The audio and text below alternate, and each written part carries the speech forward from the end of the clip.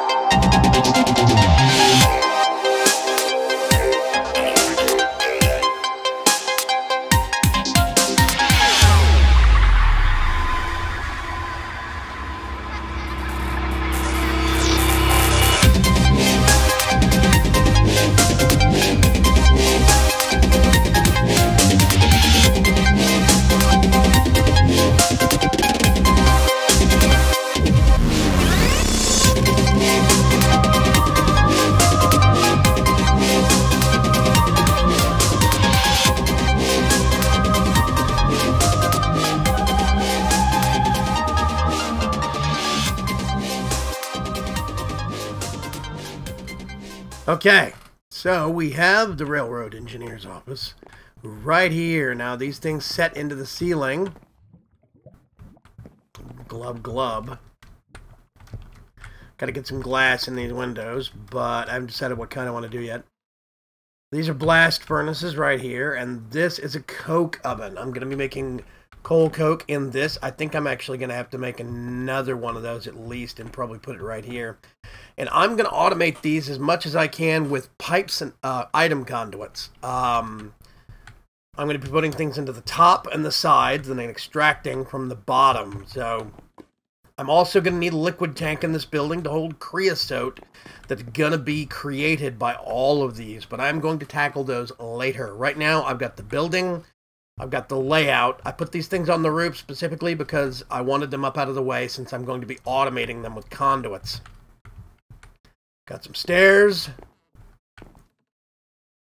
And technically speaking, those things have lava inside them. But I've never had them set fire to wooden floors before, so I don't think it's going to be a problem now. It definitely makes me a little nervous, though. Makes me wonder if I should have made the roof stone. Huh. Might change it over. We'll see. In the meantime, I think that's going to work real well. Let me go get some glass and put it in the windows, and we'll see what kind of trouble we can make with the other building for the Tinker's Workshop. Okay, so a quick interjection here in between building segments. I actually have the materials and the necessary vis, or whatever it's called, juice, to make a portable hole. And I would very much like to have a portable hole wand focus. It's very, very useful for getting around. I've got everything. Somebody tipped me off from last episode, Alienus. I have a stockpile of ender pearls. Duh. So I smelted some of them up and I've got some Alienus now. It is, right there. Alienus. I've got a full jar. So thank you very much for that tip. I didn't even think about ender pearls, but it fits. It does fit within the whole concept. So I've got some spare materials just in case something goes wrong, but this is a very low instability infusion. I'm going to see what happens. I have dotted some skulls about the place. I don't know if it helps that it's monster heads or if it has to be specifically skulls. I'm still figuring that part out, but that's, I think, Iter. That is Alienus right there that it's grabbing, and I can't remember that one, but it reminds me of the recycling symbol.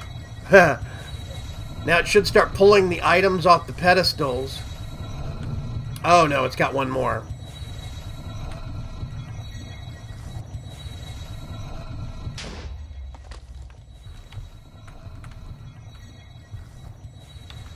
Something went boom. I'm not sure what, though.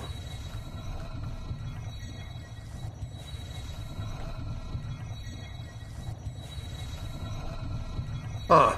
I'll have to go back and review the tape and see exactly what happened. Oh, I think it was one of the...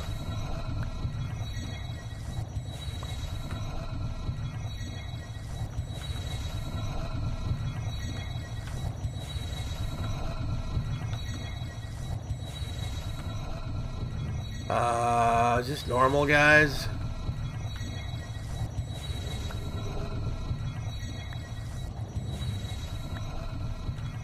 I'm just going to put replacement things up and see what happens.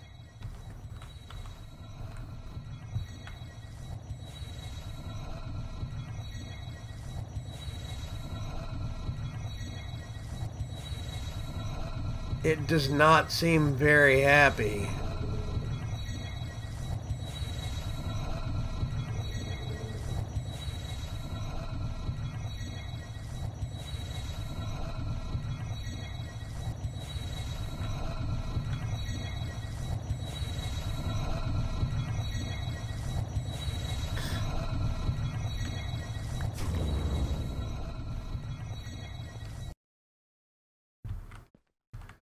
Okay, so something went horribly wrong there. Okay. I'm going to try this one more time and see what happened. Oh, I think I have an extra thing over here. Hang on a sec. There we go. Too many.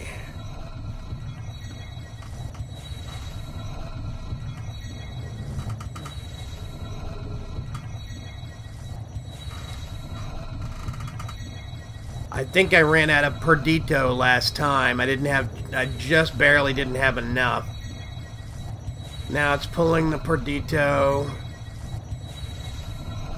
And basically all of those numbers across the top there need to reach 0, otherwise something bad happens. And I had 8 left.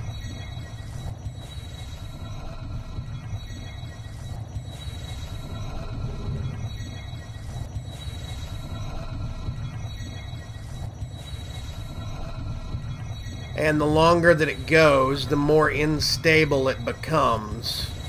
If I understand it right. Aha! There we go. So now I have...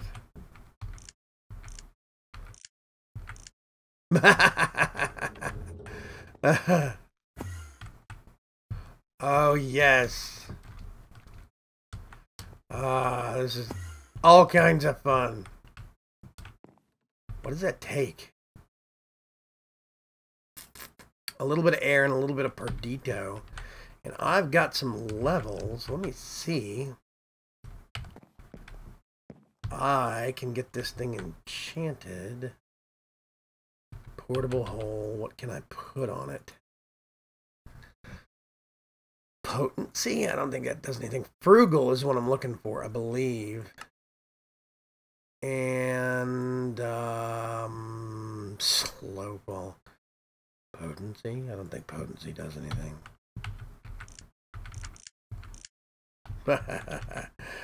Cool. Okay, I've got myself a portable hole, which will, I wonder.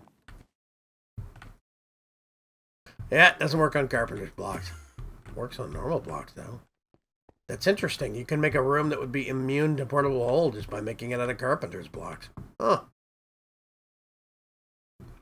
That's wild. I'm going to have so much fun with this. Okay. Recharge it off of the Mega Node. Those are the total numbers I'm working on right now. I don't know why I have so much earth, but you see the lowest number I've got right now is fire, so I'm still looking for fire nodes. Okay. That was fun. That was my first infusion for this go-round, this map, and portable hole. I think I understand how these things are going, and I'm getting a better collection of liquids here, so I probably need to actually put another jar here and here, and then start spiraling in another round. We'll see, though. We'll see, we'll see. Okay, guys. I'm going to get back to building. That was fun. Be right back.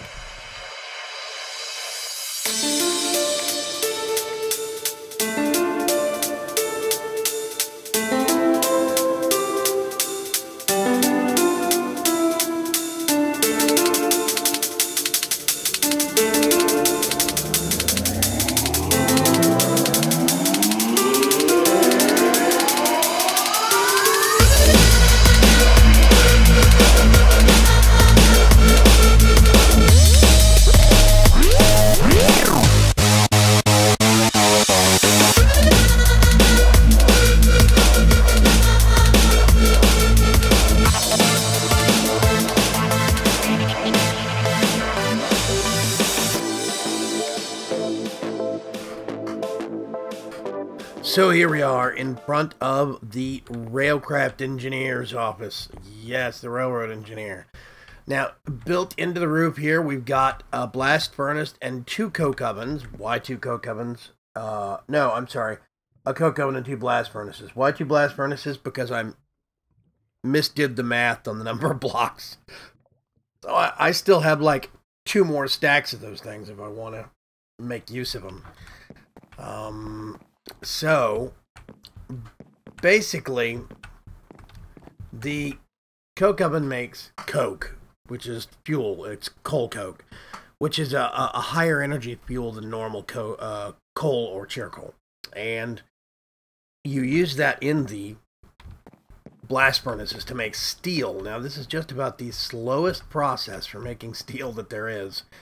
I mean, you'll see if you sit here and watch.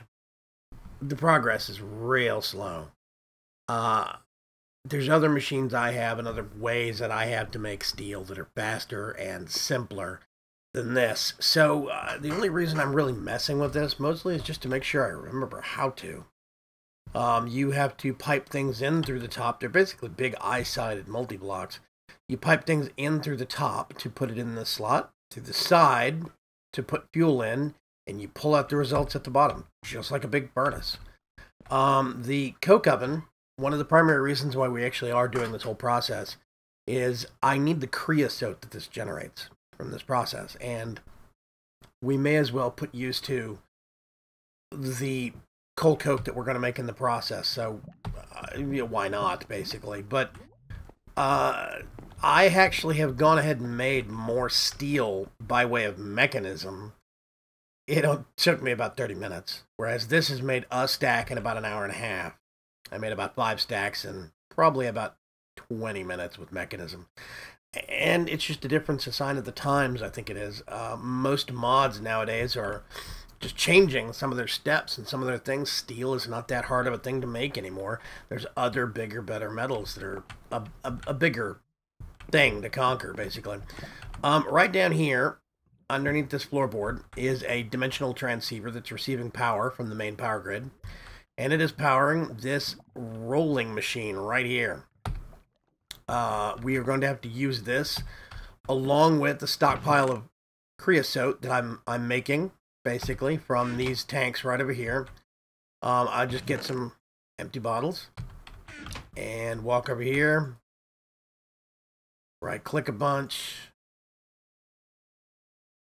And I think that's all I can get from them. So,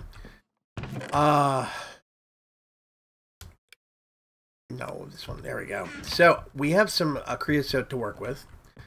And I can start making some rails, and we can use this as kind of this space as a test bed to experiment with different combinations of things and see what works and see how it works, because a lot of this is brushing up on skills that I haven't had to use in a long time.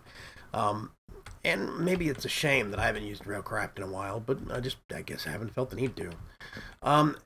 Now, the second thing that we built so far is the actual blacksmith's area. The blacksmith's area is, these are smoker blocks up in the middle of there that I got from the Twilight Forest. And I relocated everything that was downstairs that was on the ground level that was, I think, literally just below us. So the smeltery is now accessible again, and we can make better use of it for things. I have moved the Mariculture machines up here, the industrial freezer and the industrial smelter. And I think that I need to experiment with some of these and see how they work still, and I've just never gotten around to it. So yeah, I really like the way this space came out with the iron bars.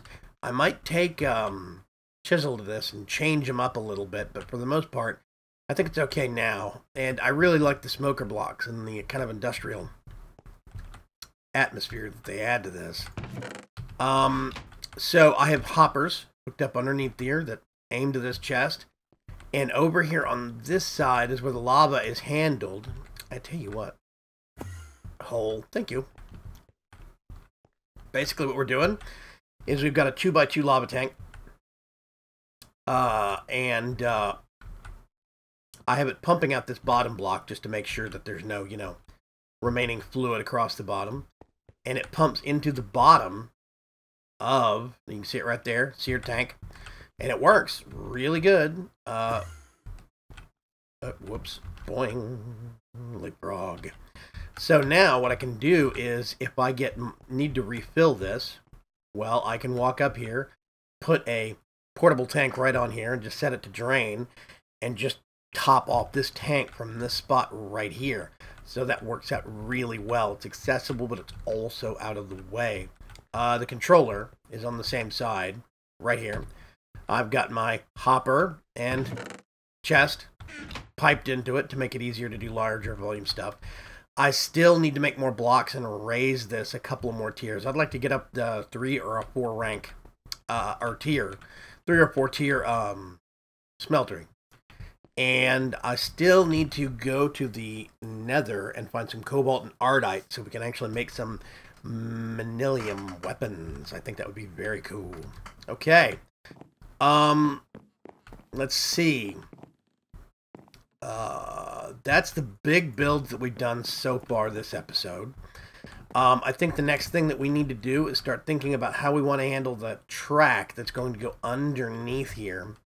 So let's go ahead and see if we can start making some struts, and I'm thinking wood. I've got a lot of this redwood still, I think. Oh yeah. So I tell you what I'm going to do. I'm going to sawmill up a little bit more to make sure we're good.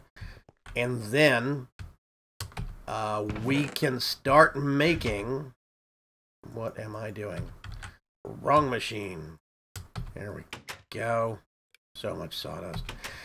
So I'll get some wood sawed up and make sure we've got enough wood to do the trestles and the the trackway for the actual minecart, and I'll start building that.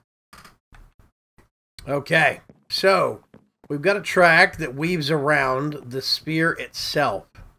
Right now this thing is kind of zigzaggy at points, but I'm not sure I can do any better with the shape. I am going to come back and tweak it later, though, because it just looks funny in certain areas to me. But the measurements are roughly the same all the way around. This is the only part that I think I might change. I'm thinking about actually making it go down this way and then loop around and come back. But I'll probably add that on later after we expand, do some more building and expand the farms and the livestock area. For now, yeah, I don't know. Because part of what I want to do is get all of that, like meat and stuff like that, and basically load it onto a cart and, whoa, and bring it over here to the warehouse right here, where basically we'll have a cart unloader that will unload into a little chest or something in there, and that chest will get pulled into the AE system. That means that basically the cart will do all the legwork and do all of the moving of items to the AE network instead of having to run AE cables all over the place. That's the whole idea behind this. Now, at some point, I'm going to have to make a building on this structure. I'm not sure where. It might have to be under. But I need to make a building on this structure that actually has large fluid storage capabilities. So we could store large amounts of mob essence, large amounts of liquid XP, large amounts of creosote, stuff like that, all in one place. And then I could have liquid carts, liquid tank carts, fluid tank carts going around this actual network also. And I think that's very, very cool. So now, I do realize this is probably going to cut this episode a little short this week, but we do have 2 episodes a week of this, so I'm not terribly worried about that. You guys are usually pretty good troopers about me not having super long episodes. I realize you enjoy them more, but yeah, you know, sometimes things just run on a certain schedule. So what I think we're going to have to do This episode's going to be a little bit shorter than normal, but next episode we'll get some more building done. I have to stockpile on some creosote and get some parts built before we can really tackle the railroad system. So I'm thinking next episode we'll build a minecart, we'll build the tracks, and the chest cart, I think, is actually what it's specifically going to be. Build the tracks, and we'll start doing the unloaders and loaders and getting into the mechanics of Railcraft itself. That can take a lot of time. So we'll do that next episode, and I still need to address expanding the sheep's pen. So yeah, I think that's going to be a real good project for next episode, Saturday's episode. So thank you very much for swinging by. I really appreciate you guys giving me your time and, you know, spending this time with me as I learn all of this, and hopefully you learn too. If you've got any suggestions or ideas, tips and tricks about Railcraft stuff, definitely let me know, because I am a little rusty, but it's all coming back to me pretty quickly. So, thank you very much, and this is Vaygrim, signing off. Bye-bye.